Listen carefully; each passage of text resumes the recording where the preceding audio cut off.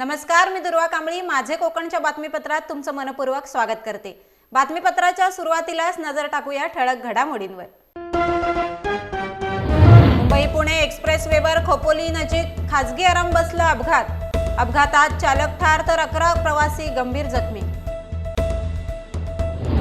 देशाची सार्वभौमता धोक्यात, अतिरेक्या कारवाईला गती देण्याचा प्रयत्न सुरू.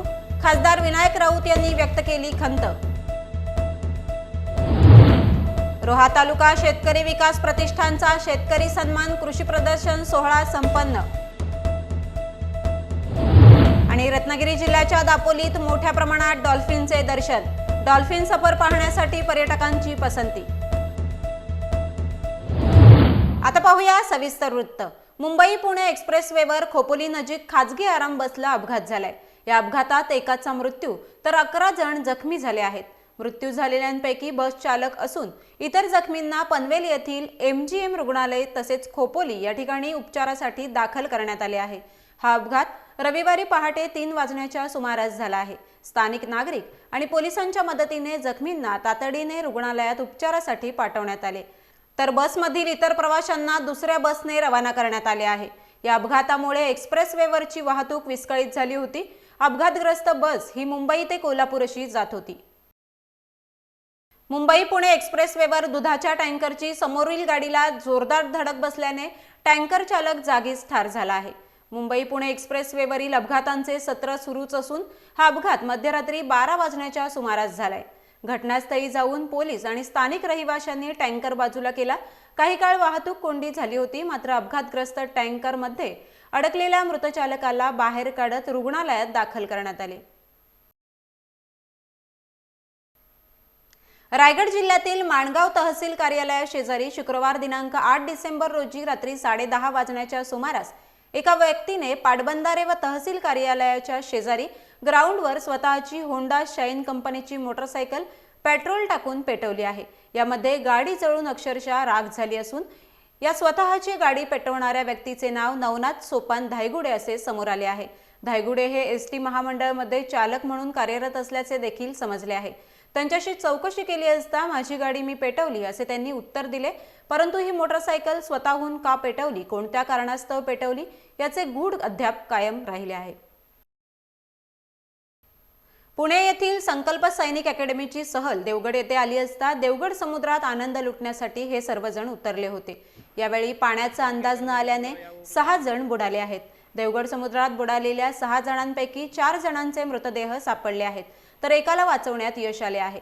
प्रेरणा डोंगरे, अंकिता गालटे, अनिशा पडवळ, पायल बनसोडे अशी 4ही मृत झालेल्या व्यक्तींची नावे असून वाचवण्यात यश आलेल्याचे आकाश तुपे असे नाव आहे, तर राम डिचवलकर हा अद्यापही बेपत्ता आहे. त्याचा शोध सुरू आहे. या घटनेने देवगड शहरामध्ये एकच खळबळ उडाली आहे. हे सर्वजण सहलीसाठी आले होते. दुपारी 3-3:30 दरम्यान ते समुद्रात पोहण्यासाठी उतरले होते. मात्र यातील बुडालेल्या 6 जणांपैकी 5 जणांना बाहेर काढण्यात यश आले आहे. त्यापैकी 4 जणांना डॉक्टरांनी मृत घोषित केले.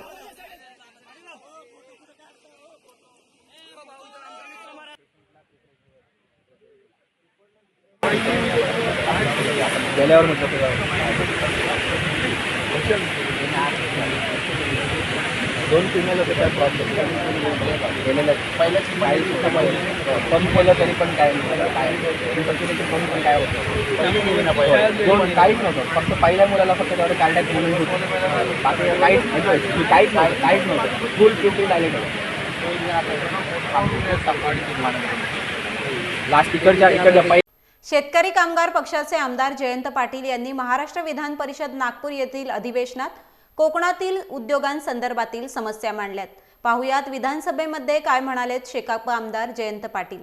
सभापती महोदय, 291 महाराष्ट्रात MIDCच्या माध्यमातून जे प्रकल्प माननीय उपमुख्यमंत्री, माझी विनंती आहे त्याला जे आश्वासित करतं सरकार आणि या सभागृहात जे आश्वासित झालेलं आहे उद्योग मंत्री, जरा माझ्याकडे बघा तुम्ही, पालकमंत्री पण आमचे आहात तुम्ही, आणि त्यामुळे त्याची कुठेही कारवाई होत नाहीये.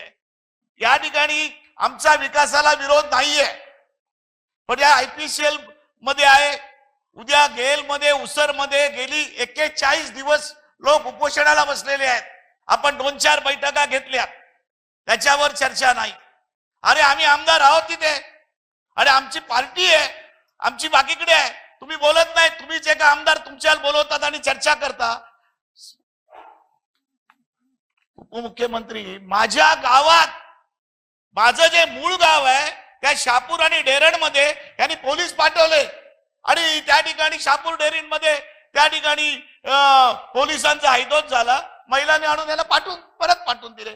मी तुम्हाला आश्वासित केलं होतं की आमचा प्रकल्पाला विरोध नाहीये, पण ज्या मागण्या आहेत योग्य मोबदला दिला पाहिजे, तुम्ही कबूल करता. अरे कमीत कमी मला फोन तर लावाल की नाही, मला फोन तरी लावाल की नाही. या असं तुम्ही म्हणजे इंग्रजांचं सरकार आहे असं वाटायला लागलं मला. आणि तुम्हाला बोललो होतो सभापती महोदय, नैनाच्या बाबतीत आम्ही तुम्हाला बोललो. गेल्या अधिवेशनाला बाळूशेठ पाटलांच्या नेतृत्वाखाली संपूर्ण पनवेलकर इथे 3-4 हजार आले. तुम्ही विनंती केली तर आम्ही इथे आणले. आज नैनाला सगळे लोक, हजारो लोक आज बसलेले आहेत पनवेलमध्ये. तुम्ही त्याच्यावर काही चर्चाच करत नाही. आणि सभापती महोदय, मी ते वेळ देत नाही. 289 मी मागणी केली असेल, आपली चर्चा झाली. याची मला 1 तासाची चर्चा सभागृहात द्या. एका वेळेला तुम्हाला प्रकल्प द्यायचे आहेत ना, चालू करायचे आहेत ना, मग त्या ठिकाणी आमचं म्हणणं पण ऐकून घेत नाहीत आणि त्याप्रमाणे प्रकल्प घोषित करता. असं करू नका. आमचा विरोध नाहीये, पण त्याला स्थानिक लोकांना जे न्याय द्यायला पाहिजे तो तुम्ही न्याय देत नसाल, त्यांच्या मागण्या करत नसाल आणि मातीमोल किमतीने जमिनी घेत असाल तर ते चालणार नाही. उद्या या ठिकाणी JSWच्या बाबतीत MIDC सभागृहात डिक्लेअर केली, आपण मान्य केलं की आम्ही तिथली MIDC रद्द करतो. JSWची ती पण तुम्ही काही करत नाहीत आणि तेच चालू आहे. मला वाटतं MIDC बाबतीत मग प्रकल्प उपमुख्यमंत्री महोदय मग अडचण येईल. आम्हाला एकदम तुम्ही आक्रमक केले तर तुम्हाला माहिती आहे त्या पद्धतीची आम्हाला त्याच्यात प्रकल्प आम्हाला पाहिजे आहेत, विकास पाहिजे आहे, परंतु त्याबाबत तिथल्या स्थानिक लोकांना ऐकलं पाहिजे, तिथल्या शेतकऱ्या नेत्यांबरोबर बोलले पाहिजे. ते आमदार असतील नसतील असं तुम्ही करू नका आणि त्या पद्धती असे पोलीस पाठवू नका. मला सांगा ना फोन करून. पोलीस पाठवणे मी नाहीये, बाहेर गावी गेले तेव्हाच पोलीस पाठवले आणि माझ्या गावात हे असं चालणार नाही. देशाची सार्वभौमता धोक्यात आली असून बाहेरील देशातून भारतात येऊन अतिरेक्या कारवाईला गती देण्याचा प्रयत्न सुरू आहे, अशा शब्दात रत्नागिरी येथे खासदार विनायक राऊत यांनी अमित शहांवर निशाणा साधलाय. दुर्दैवाने मागच्या काही महिन्यामध्ये देशामध्ये देशविघातक काम करणाऱ्या अनेक एजन्सीज काम करत आहेत हे दिसून येते. या देशाचे गृहमंत्री अमितजी शाह एक जबरदस्त ताकदवान मंत्री आहेत असंच म्हटलं जातं, परंतु दुर्दैवाने शेजारील राष्ट्राचे अतिरेकी कारवाई करणारे लोक देशामध्ये खूप मोठ्या प्रमाणात घुसलेत हे सुद्धा तेवढंच दिसून येते. काल NIAने आज सकाळपासून ज्या धाडी घालायला सुरुवात केलेल्या आहेत त्यावरून.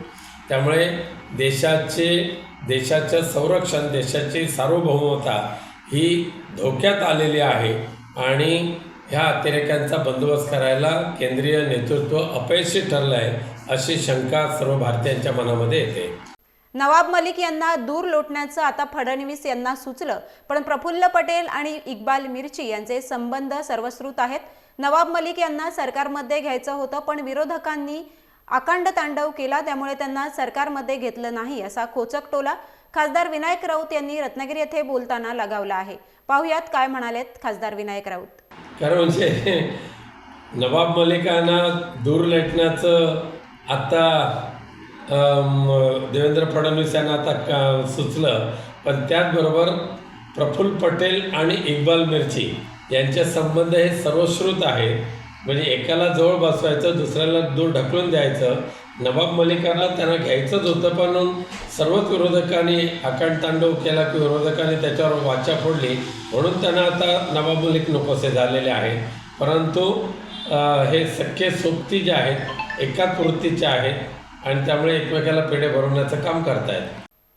उद्योगमंत्री उदय सामंत संघटनावाढीसाठी कधी येतात कधी जातात, पदाधिकारी कार्यकर्त्यांची एकत्रित बैठक घेत नाहीत, अशी टीका जिल्हाप्रमुख राजा केणी यांनी शिवसेना रायगड जिल्हा कार्यकारिणी बैठकीत केली आहे. या विभागामध्ये, या जिल्ह्यामध्ये, या तालुक्यामध्ये बेरोजगारीचा मोठा प्रश्न आहे आणि बेरोजगारीचा प्रश्न न सुटणं एवढा मोठा प्रश्न आहे, परंतु आपण या महाराष्ट्राच्या सत्तेमध्ये आपण सामील आहोत. उदयजी सामंत साहेब रायगडचे पालकमंत्री आहेत, स्वतः उद्योगमंत्री आहेत. या जिल्ह्याच्या ठिकाणी कुठेतरी बेरोजगारीचा रोजगार मेळावा घ्यायला पाहिजे. सर्व प्रत्येक तालुक्यामध्ये अनेक प्रकारच्या कंपन्या आहेत, अनेक प्रकारचे प्रोजेक्ट आहेत. एकत्र तुम्ही हा रोजगार मेळावा घ्यायला सांगा आणि बेरोजगारीचा प्रश्न आहे कुठेतरी तो सोडवण्यासाठी आपण प्रयत्न करायला पाहिजे. रायगडचे पालकमंत्री उदयजी सामंत साहेब आहेत. संघटना वाढीसाठी ते कधी येतात कधी जातात, परंतु संघटना वाढीसाठी कुठल्याही पदाधिकाऱ्यांची एकत्ररित्या बैठक घेतलेली नाही. जेव्हा आम्ही एखादा कार्यकर्ता जेव्हा त्यांच्या कार्यकर्त्याच्या भावाला किंवा त्यांच्या आपल्या प्रामाणिक कार्यकर्त्याच्या जेव्हा कंपनीमध्ये काम करण्यासाठी आपण प्रयत्न करत असतो, ती व्यथा आपल्या पदाधिकाऱ्यांना मांडत असतो, तेव्हा कुठल्याही कंपनीमध्ये आपल्याला कुठल्या विश्वासात घेतला जात नाही.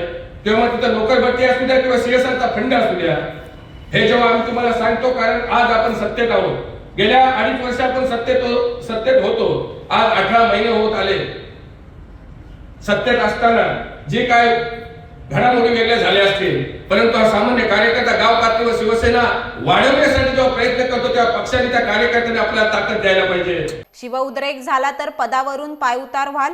शिवसेना तालुका प्रमुख असो की अन्य कोणी प्रोटोकॉल पाळा. शिवसेना जिल्हा संपर्क प्रमुख प्रकाश देसाई यांनी पदाधिकाऱ्यांना खडे बोल सुनावलेत. शिवसेना रायगड जिल्हा कार्यकारिणी बैठकीत त्यांनी ही रोखठोक भूमिका मांडली आहे. तसेच पक्षातील कुरघोडी थांबून प्रोटोकॉल पाळण्याचं भान ठेवा. महिला पदाधिकाऱ्यांचे खच्चीकरण करणं थांबवा असं देखील ते म्हणालेत. महेंद्र शेठ तुम्हाला लिहून देतो स्वातंत्र्य साहेब, पुढे 15 वर्षाला कोण हलवू शकत नाही, कोणीही हलवू शकत नाही. पण महेंद्र शेठ 15 वर्ष राहणार असतील तरी आमची जिल्हा परिषद आम्हाला पाहिजे, आमच्या पंचायत समिती आम्हाला पाहिजे, आमच्या नगरपालिका आम्हाला पाहिजे. नगरपालिकेसाठीच आमची संधी बाईक घेऊन बसले असतात, तो कधी तयारी करताय. पण विधानसभा आणि लोकसभा होत नाही तोपर्यंत मला वाटत नाही की कुठल्याही स्थानिक स्वराज्य संस्था इथे निवडणुका लागतील. केवळ ग्रामपंचायती निवडणुका आता सेकंड टर्म होईल, त्यानंतर लोकसभा लागेल, त्यानंतर विधानसभा लागेल आणि त्यानंतर जिल्हा परिषद लागेल. अशी आजची तरी परिस्थिती आहे. त्या पद्धतीने काम करावं लागेल. म्हणून एक संघ राहूया, नम्रपणे काम करूया. शेतकऱ्यांसाठी भरभरून कृषी योजना आहेत, त्या सर्व योजनांचा शेतकरी बांधवांनी परिपूर्ण लाभ घेतला पाहिजे. रोहा तालुका शेतकरी विकास प्रतिष्ठानने सर्वच शेतकऱ्यांसाठी मार्गदर्शक म्हणून काम करत कृषी चळवळ उभी केली आहे. संबंध तालुक्यातील शेतकऱ्यांच्या सेवेसाठी आम्ही सदैव तत्पर आहोत. उपस्थितांत तरुण शेतकरी पाहिल्याने कृषी चळवळ अधिक प्रगल्भ होईल असे मौलिक प्रतिपादन उपविभागीय कृषी अधिकारी आनंद कांबळे यांनी केले. शेतकरी विकास प्रतिष्ठान आयोजित कृषी दिनदर्शिका 2024 प्रकाशन सोहळा, शेतकरी सन्मान, कृषी प्रदर्शन कार्यक्रमात ते बोलत होते. दरम्यान शेतकरी विकास प्रतिष्ठानचा विविध कृषी सोहळा खूपच नेत्रदीपक झाल्याचे त्यांनी अधोरेखित केले आहे. माझ्याच भागामध्ये आपल्याच परिसरामध्ये मगर साहेब झीच्या माध्यमातून पहिला एपिसोड जेव्हा बघितला होम मिनिस्टरचा, आणि आम्ही चकित झालो की आपल्या वयामध्ये आहे. तुम्ही रेल्वेचं नाव मोठं केलं.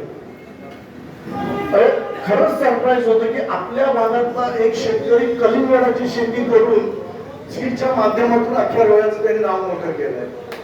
ते खरंच त्यांच्यासाठी जोरदार टाळ्या व्हायला पाहिजे. महाराजांनी इतिहास निर्माण केला आहे, आपलंही काम तेच आहे. आपापल्या क्षेत्रात आपण इतिहास करायचा आणि ते काम तुम्ही केलेलं आहे. पुढच्या अनेक पिढ्या तुम्हाला लक्षात ठेवतील. रत्नागिरी जिल्ह्यातील दापोलीत मोठ्या प्रमाणात डॉल्फिनचे दर्शन होत असल्याने पर्यटक चांगलेच सुखावले आहेत. दापोली तालुक्यातील केळशी, अंजर्ले, हरणे, कोलथरे, लाडघर, बुरोंडी, कर्दे, पाळंदे समुद्रकिनारी डॉल्फिनचे हॉटस्पॉट बनले आहेत. त्यामुळे डॉल्फिन सफर करण्यासाठी पर्यटक मोठ्या प्रमाणात पसंती देऊ लागलेत. रत्नागिरी जिल्ह्यातील दापोली तालुक्यातील हरणे बंदरासमोरील सागरी परिक्षेत्र हे अरेबियन सी हम्बॅक व्हेलचे हॉटस्पॉट असल्याची नोंद भारतीय वन्यजीव संस्थेने केली आहे. संस्थेच्या शास्त्रज्ञाने मच्छीमारांच्या मदतीने केलेल्या सर्वेक्षणाअंती हा निष्कर्ष काढण्यात आला आहे. शास्त्रज्ञांकडून व्हेलच्या ध्वनिविषयक अभ्यासाला देखील सुरुवात होणार आहे. खेड येथील सहजीवन शिक्षण संस्थेच्या ICS कला, वाणिज्य व विज्ञान महाविद्यालयात विभागस्तरीय 18व्या आंतरमहाविद्यालयीन आविष्कार संशोधन स्पर्धेचं आयोजन करण्यात आलं होतं. विद्यार्थ्यांना संशोधनाची आवड लागावी या हेतूने प्रतिवर्षी मुंबई विद्यापीठाकडून आविष्कार संशोधन स्पर्धेचं आयोजन करण्यात येतं. यावर्षी रत्नागिरी विभागीय पातळीवरील स्पर्धेचं आयोजन ICS महाविद्यालयामध्ये करण्यात आले होते. या स्पर्धेसाठी जिल्ह्यातील 13 महाविद्यालयांकडून 101 प्रकल्प सादर करण्यात आले होते. यामध्ये 223 विद्यार्थी सहभागी झाले होते। या स्पर्धेत दापोली अर्बन महाविद्यालय 6, गोगटे जोगळेकर महाविद्यालय रत्नागिरी 5, सह्याद्री महाविद्यालय सावर्डे 2, लांजा महाविद्यालय 2, डीबीजे महाविद्यालय चिपळूण 1, ICS महाविद्यालय खेड 1, SP हेगशेटे महाविद्यालय रत्नागिरी 1 आणि पाटपन्हाळे महाविद्यालय 1 अशी पारितोषिके देण्यात आली। विभाग स्तरावर पात्र ठरलेल्या विद्यार्थ्यांची पुढील फेरीसाठी निवड करण्यात आली आहे। या प्रसंगी मुंबई विद्यापीठाच्या विद्यार्थी कल्याण विभागाचे संचालक डॉक्टर सुनील पाटील, रत्नागिरी जिल्हा समन्वयक डॉक्टर सुरेंद्र ठाकूर देसाई, सहसमन्वयक डॉक्टर साठे, सहजीवन शिक्षण संस्थेचे कार्याध्यक्ष मंगेश बुटाला, महाविद्यालयाच्या विकास समितीचे चेअरमन ॲडव्होकेट आनंदराव भोसले, महाविद्यालयाच्या प्राचार्या प्रोफेसर डॉक्टर अनिता आवटी, रत्नागिरी जिल्ह्यातील विविध महाविद्यालयाचे आविष्कार समन्वयक, ICS महाविद्यालयाचे आविष्कार समन्वयक डॉक्टर अमोल पाटील, प्राध्यापक, शिक्षकेतर कर्मचारी व बहुसंख्येने विद्यार्थी उपस्थित होते। गेली 18 वर्ष महाराष्ट्राचे जे राज्यपाल आहेत, जे सगळ्या विद्यापीठांचे कुलपती असतात, तर त्यांच्यामार्फत विद्यार्थ्यांमध्ये संशोधनाची वृत्ती वाढायला लागावी म्हणून हा आविष्कार नावाचं संशोधन प्रकल्पांची स्पर्धा असं असते। मुंबई विद्यापीठ खूप मोठं आहे, अनेक महाविद्यालय आहेत आणि त्यामुळे प्रत्येक जिल्ह्यामध्ये त्या जिल्ह्यातल्या महाविद्यालयांची एक जिल्हा फेरी किंवा आता त्याला झोन म्हणतात, कारण काही जिल्हे मोठे असल्यामुळे अनेक झोन्स झाले, तर ती झोनल राऊंड ही इथे आहे। रत्नागिरी जिल्ह्यातल्या सर्व महाविद्यालयातले मुख्यतः ज्याला आपण कला, वाणिज्य, विज्ञान आणि मग त्याच्याबरोबर इंजिनिअरिंग, फार्मसी, ॲग्रिकल्चर या विषयातले जे प्रकल्प आहेत त्याची ही निवड फेरी आहे। इथे निवड झालेले प्रकल्प हे मुंबई विद्यापीठामध्ये पुढच्या विद्यापीठ पातळीकरता जातील। 18वा आविष्कार संशोधन महोत्सव इथे ICS कॉलेज खेडमध्ये संपन्न होतो। यामध्ये रत्नागिरी जिल्ह्यातील 100हून अधिक संशोधन प्रकल्प प्रेक्षकांसमोर सादर होत आहेत आणि त्याच्यातून निवडक संशोधन प्रकल्प आपण मुंबई विद्यापीठासाठी पाठवणार आहोत।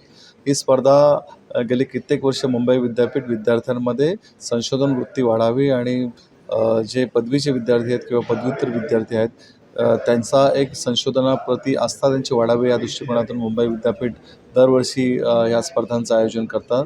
यावर्षी 12 झोनमध्ये आपण आयोजन करतो आहे आणि आता कालपासून आपण या स्पर्धेला प्रारंभ केला आहे। काल आपण रत्नागिरीमध्ये स्पर्धा पार पडली। आज रत्नागिरी जिल्ह्यासाठी ICS खेड महाविद्यालयामध्ये आपण ही स्पर्धा संपन्न करतो आहे आणि चांगला प्रतिसाद विद्यार्थ्यांचा या स्पर्धेसाठी लाभतो आहे। आज आपल्या कॉलेजमध्ये रत्नागिरी विभागाची मुंबई विद्यापीठाअंतर्गत 18वी आंतर जिल्हास्तरीय आविष्कार स्पर्धेचं आयोजन करण्यात आलेलं आहे।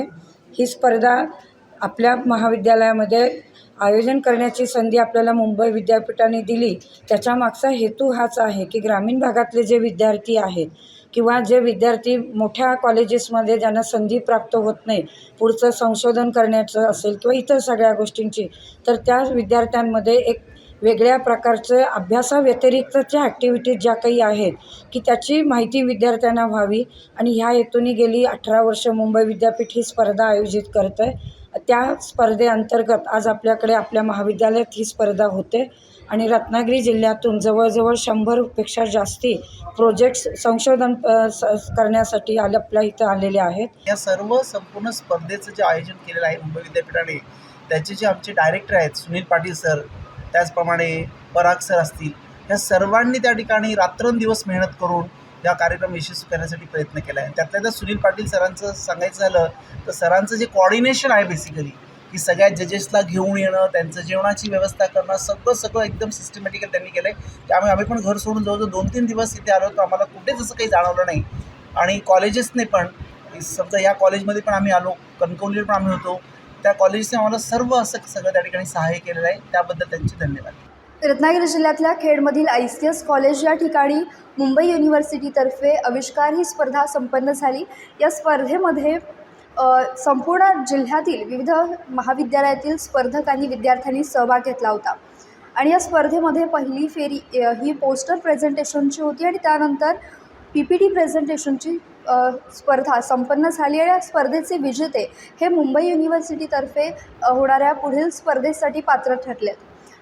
या आविष्कार स्पर्धेमधून जे विद्यार्थी सहभागी झालेत त्या विद्यार्थ्यांमध्ये नक्कीच संशोधन वृत्ती वाढणार असून एक कल्पकता जागृत होणार आहे आणि या आविष्कार स्पर्धेचं आयोजन यंदा 18व्या आविष्कार स्पर्धेचं आयोजन यंदा खेडमधील ICS कॉलेज या ठिकाणी करण्यात आलं होतं. या स्पर्धेला संपूर्ण जिल्ह्यातील विद्यार्थ्यांचा उत्स्फूर्त प्रतिसाद लाभल्याचं पाहायला मिळालं.